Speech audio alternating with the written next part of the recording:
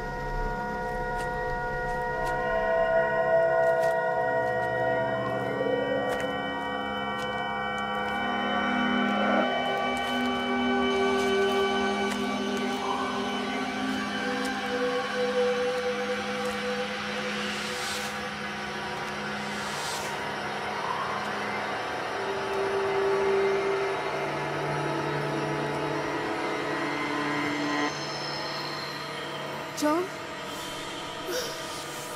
John! John! Ano ginagawa? John!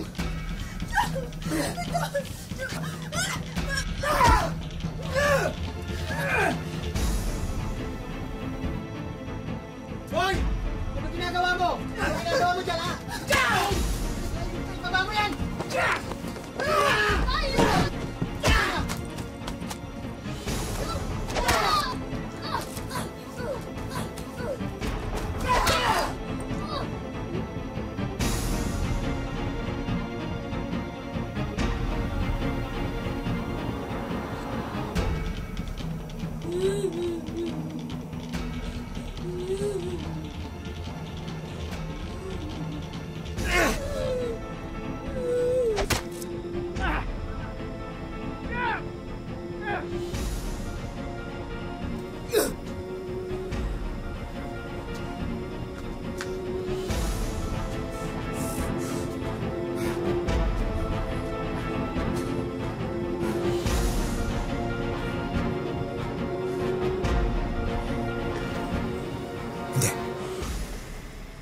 Makita si Emily.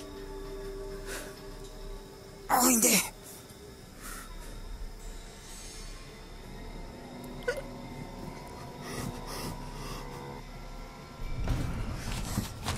Wag po! Wag po! Wag po!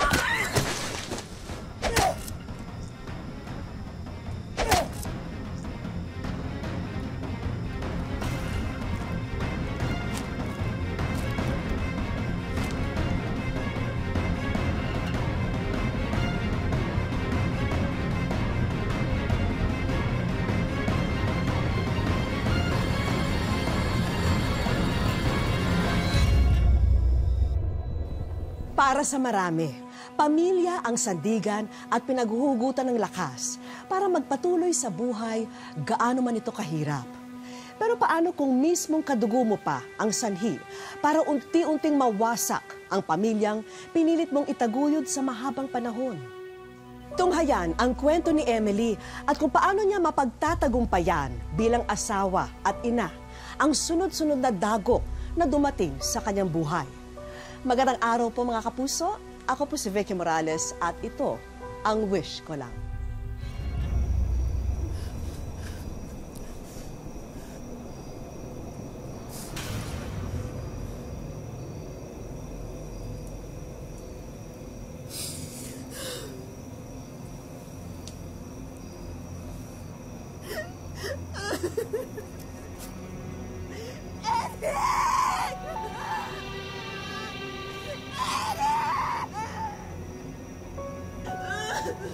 Benji! Benji, Marilyn! Mga anak ko! Mga anak ko! Benji, Marilyn! Mga kapitbahay, tulungan niyo kami! Ang mga anak ko! Nasaan ang tatay niyo? Mga kapitbahay! Sila mo bumalik.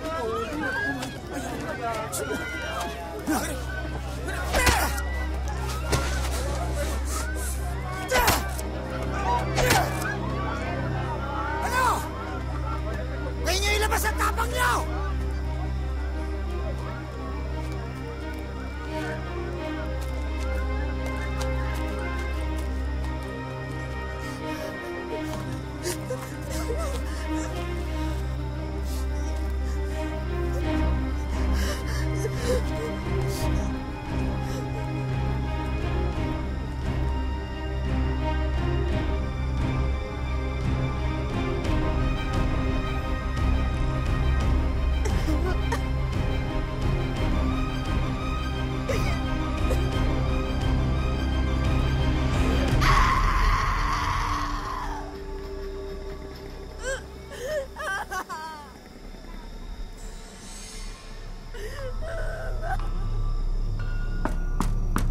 Sandali lang.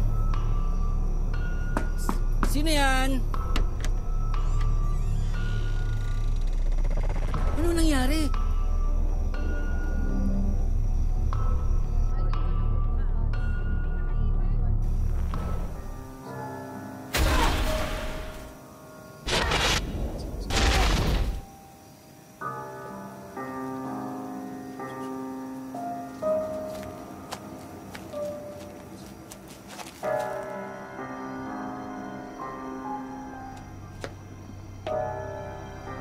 Mabuti pa. Sumuko ka na. Susuko ho siya, kaya ako nga kayo tinatawag.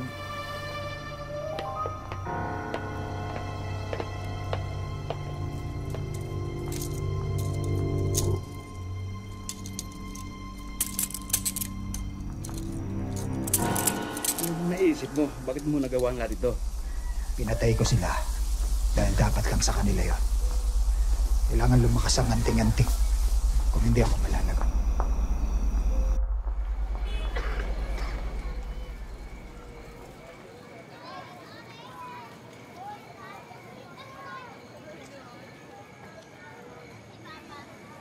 Maraming salamat po, Mayor. Walang kaso. Maliit na bagay lamang yan. Kumpara sa sinapit ng anak mo at sa mga kapitbahay niyo sa trahedya. Sisiguraduhin ko na magbabayad ang may sala sa malagim na pangyayari sa bayan natin. Di ko pahintulutan na mangyari muli ito. Salamat po. Salamat po, Mayor.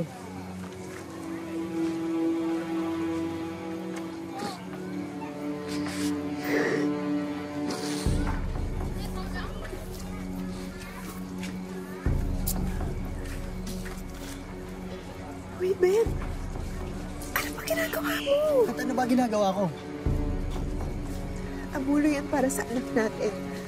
Para sa libing ni Eric.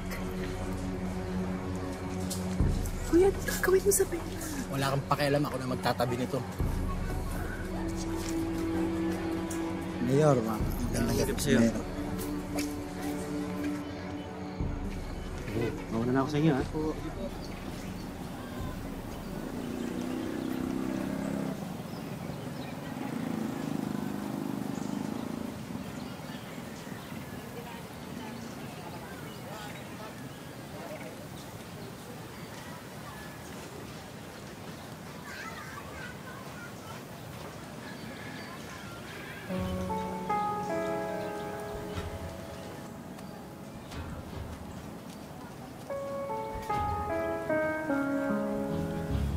Ben? Ben? Oh, Ben, bibili lang sana ako ng tinapay at kape para sa mga bisita natin. Pwede ba ako manghingi dun sa... anong hingi? Di ba sinabi ko na sa'yo, wala ka nang hihingin, wala nang pera. Ginastos ko na. Sabi ko, mamumuhunan ako eh. Pero hindi para sa atin yun, para sa anak natin yun. Anong hindi para sa... Hoy! Kung magsalita ka, parang ako may kasalanan ha? Hindi mo ba nakikita to? Ha? Pati ako, tinaga na magaling mo na tuhin, ha? Ha? Hindi lang kayo ang biktima rito, pati ako biktima rin! Wala akong pakialam sa kanila, umalis ka dyan!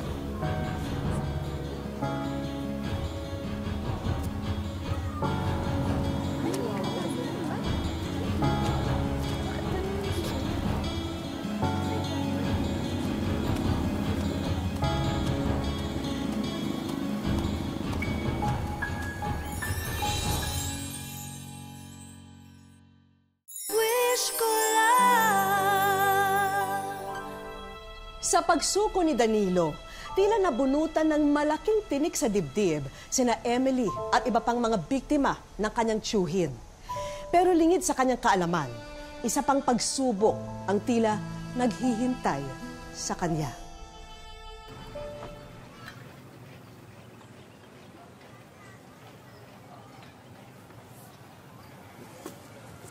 Emily, sandali lang.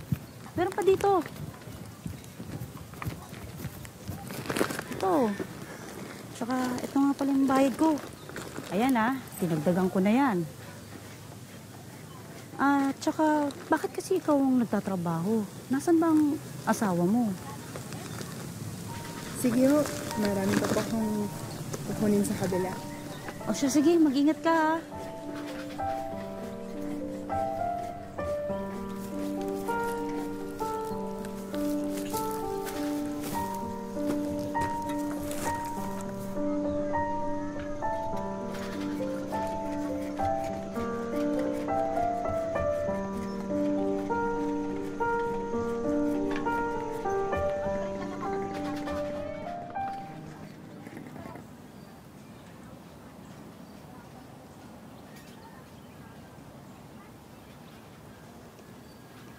Nay, nagugutom na kami! Ha?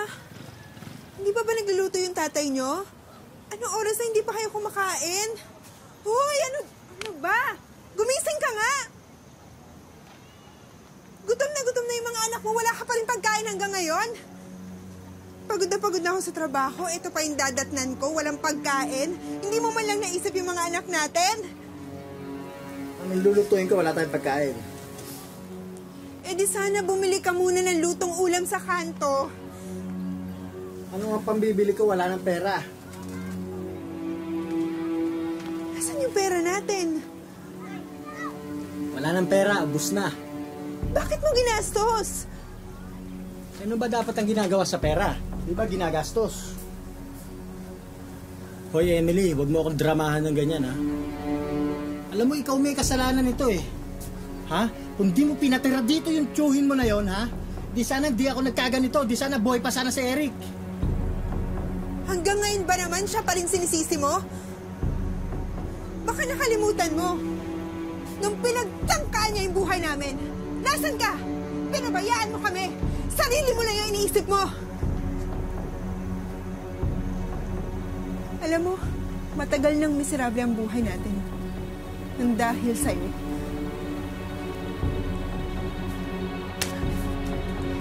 Nagsasawa ka sa ganitong buhay, eh di maghiwalay na tayo.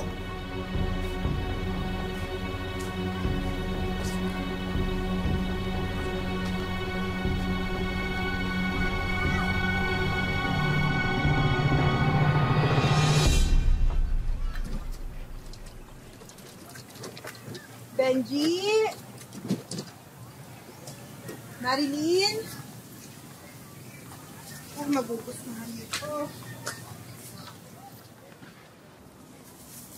Benji, Marilyn! Mga anak, kumain na muna tayo. May pasalubong ako sa inyo. Benji? Marilyn? Benji? Marilyn?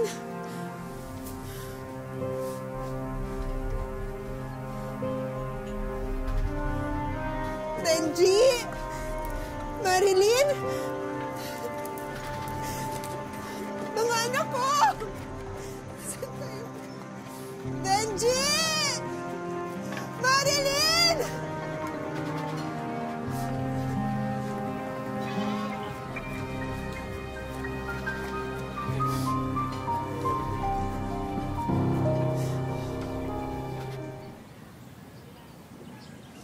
Ate, pwede akong magtanong? May nakita po ba kayong bata na ganito po kalaki? Tsaka si Ben namin po, yung dati po nakatira doon. Ay, pasensya na. Hindi ko sila kilala. Salamat po. Doon ate, pagtanong niyo doon, Sige po, maraming salamat ah.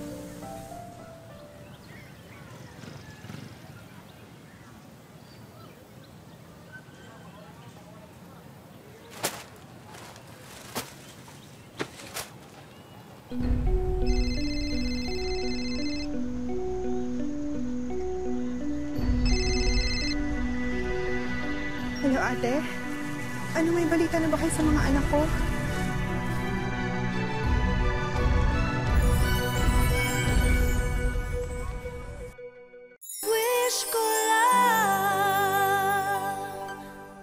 Dumating na nga ang kinatatakutan ni Emily. Tuluyan siyang hiniwalayan at nilayasan ni Benjamin. Tangay-tangay ang kanyang 2 anak. Inilayo man ng asawa ang mga anak sa piling niya. Hindi tumigil si Emily sa paghahanap sa kinaroroonan ng kanyang mag-aama.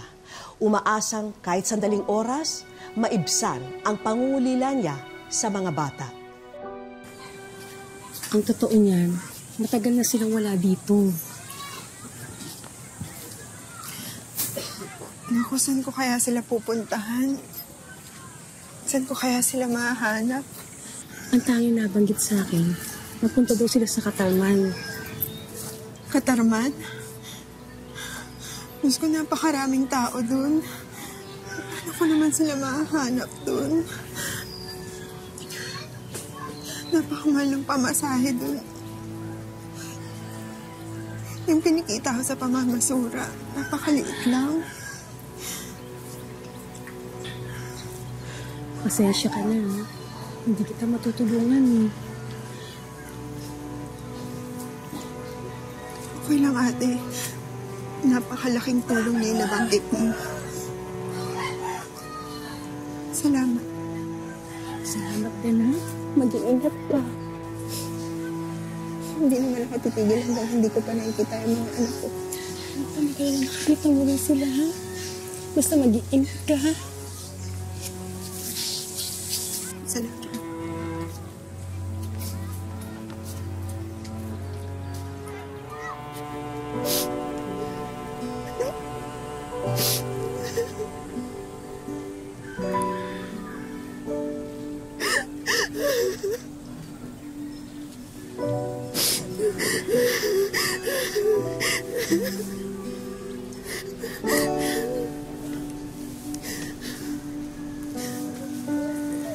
Mga anak, hindi ako titigil hanggang hindi ko kayo nakikita.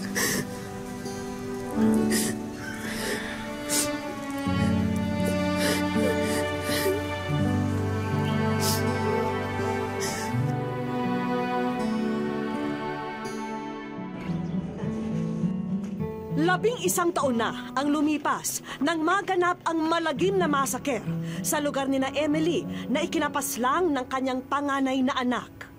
Ngunit nananatiling nakakulong sa kanyang isipan ang bangungot na idinulot nito sa kanya at sa kanyang pamilya.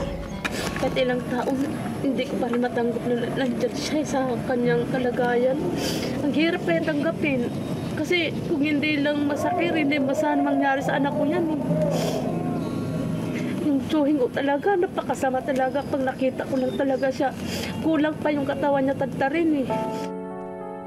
Pero kung may isang bagay na labis pang nagpapabigat sa pasangkrus ni Emily, ito ay ang pagkakawalay ng kanyang 2 anak.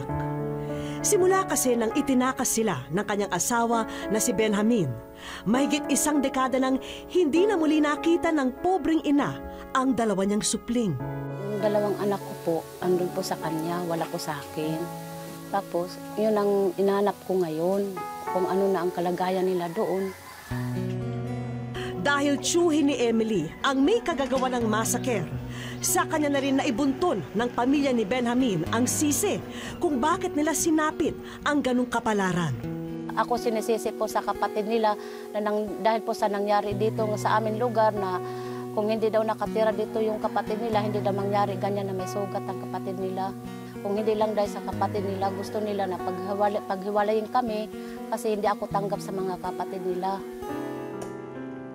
Ganun pa man, hindi rin naman naguhugas ng kamay si Emily para lamang malinis ang kanyang konsensya sa sinapit ng kanyang pamilya. Alam niya kasing naging marupok din siya noong mga panahong kailangan siya ng kanyang mga anak. Kung bagay, mas nanaig ang takot sa kanya nung dapat ay ipinaglalaban niya ang kanyang karapatan sa mga bata. Marilyn, Benji, sana patawarin niyo ako sa mga kasalanan ko sa inyo.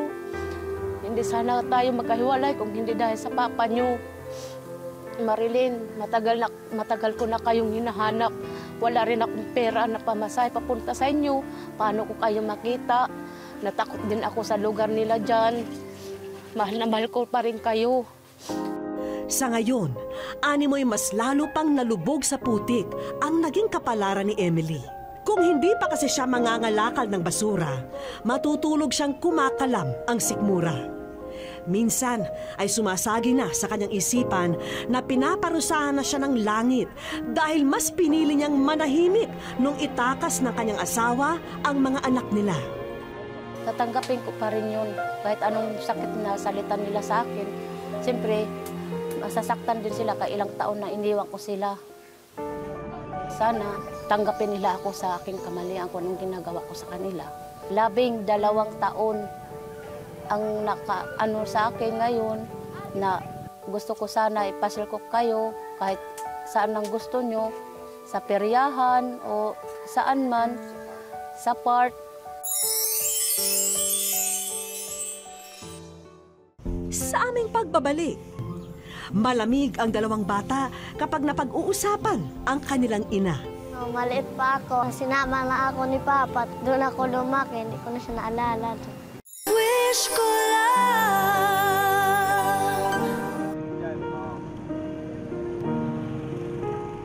Walang kaalam-alam si Emily na natagpuan na namin ang dalawa niyang anak na si Benji at Marilyn.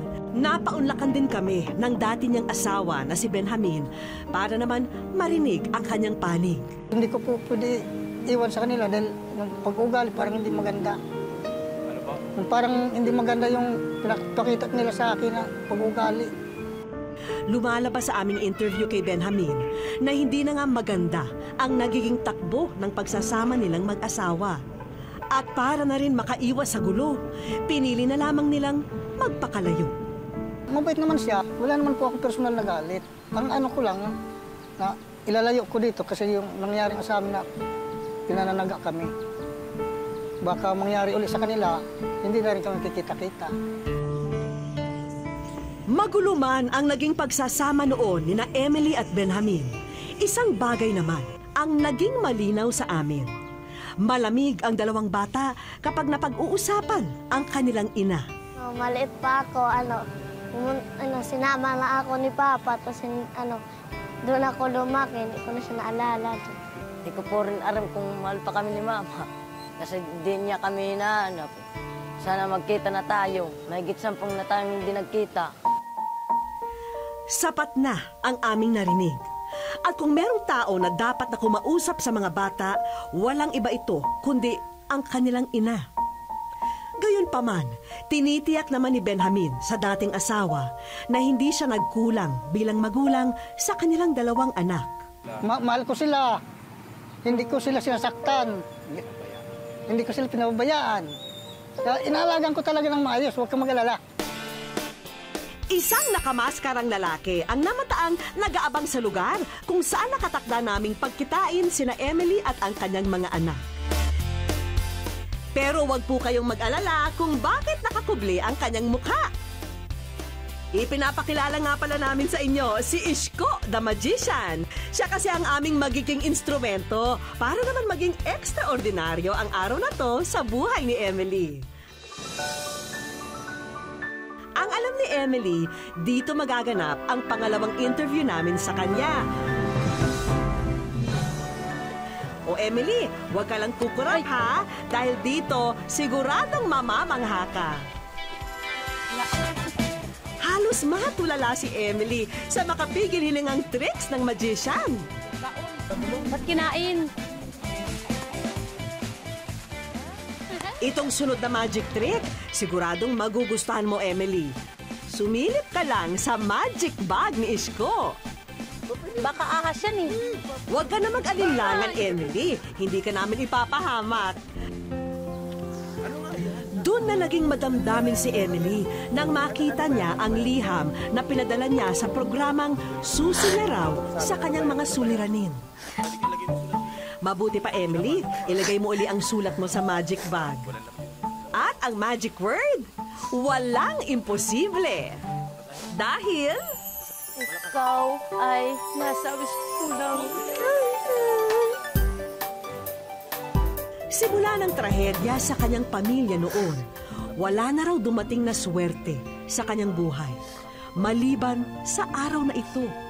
Kasi gustong-gusto ko talaga makita yung mga anak ko. Kasi ilang taon ako hindi ko sana nakapiling. Marilyn, Benji, sana makapili ko po kayo ngayon. Gustong-gusto ko talaga kayo yakapin. Para sa aming finale, sana'y magustuhan mo ang sorpresa namin para sa'yo. Ala! Benji, ikaw, Benji? Ikaw, Benji? Alam, Marilyn? Ano na ang anak?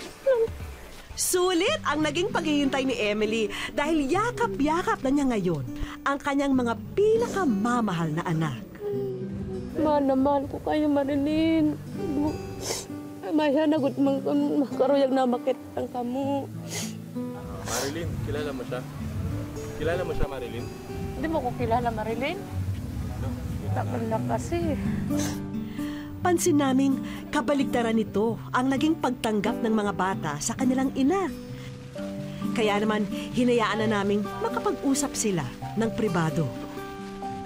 Ito na kasi ang pagkakataon ni Emily na kausapin ang mga anak at humingi ng tawad.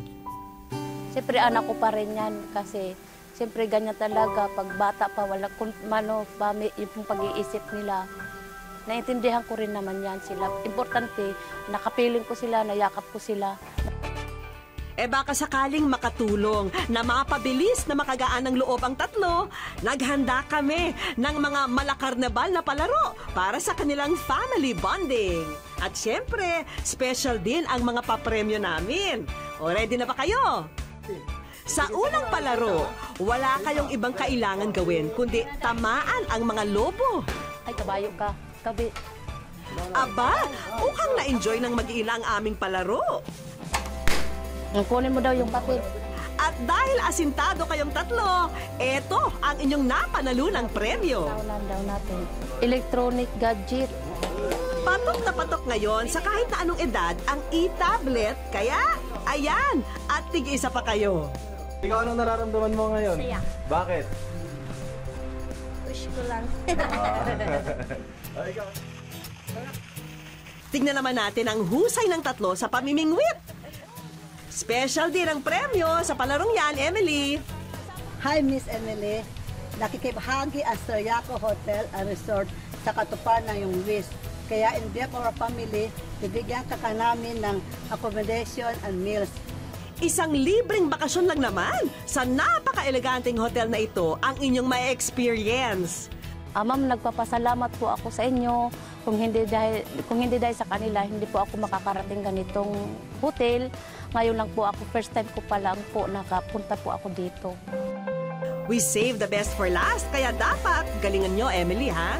Pero dahil nakikita naming nag-enjoy ang mag-iina, dito pa lang, ngiting panalo na ang ilaw ng tahanan. Tama yan! Hakutin yung lahat ng papremyo.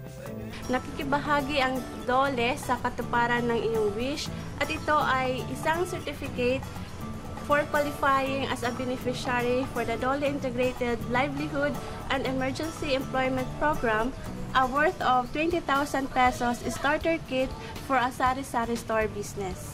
Nagpapasalamat po ako sa kanya, kay ma'am at saka lalong-lalo na sa sa GMA. Kung hindi dahil sa sa sulat ko, hindi ko pa matutupad ang aking mga pangarap para sa kanila. Wala naman daw perpektong tao sa mundo. Kaya hindi dapat nakakahon sa masamang pagtingin ang isang tao kung hindi man siya naging ayon sa ating batayan.